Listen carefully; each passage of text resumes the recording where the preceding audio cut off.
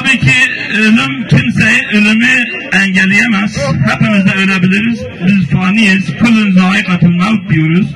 Yani herkes, her canlı ölümü tadacaktır. Ama ölse de kendi memleketimizde ölelim. Kazanacağız.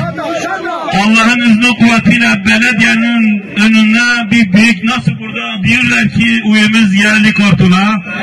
Biz de diyeceğiz ki bundan sonra yerli Müslüman ve yerli Kürt bu belediyede olacak. Artı belediyelerin bütün levhelerini değiştireceğiz.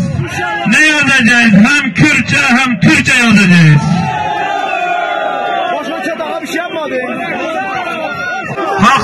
Haksız yere sessiz olalım bir dakika. Değerli arkadaşlar, İdris Ahi kazanırsa haksız yerde bazı insanlarımızı işten çıkarmışlar. Eğer nasip olursa, biz kazanırsa bu haksız yerde işten çıkarılan insanları hepsini geri alacağız.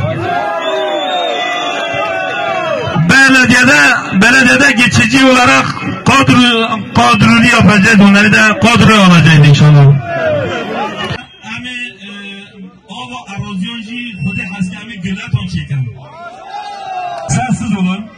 Sessiz olun değerli arkadaşlar, lütfen. Değerli arkadaşlar, sınır ticaretleri, memleketimiz, Van'ımız, dünyada Van, ahirette iman kuşa dinlemişler. Yani sınır ticareti ardına kadar açacağız inşallah. Biz halkımızın sesi olacağız, yetkililerden ricada bulunacağız. Bütün sınırları açacağız.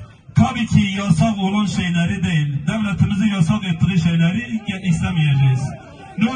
Normal bir güzel bir şekilde halkımız alışverişini yapacak. Hem Irak'la, hem Gürcistan'la, hem İran'la, her tarafa, Azerbaycan'la, Ermenistan'la, her tarafa da biz alışverişimizi yapacağız. Gideceğiz, geleceğiz.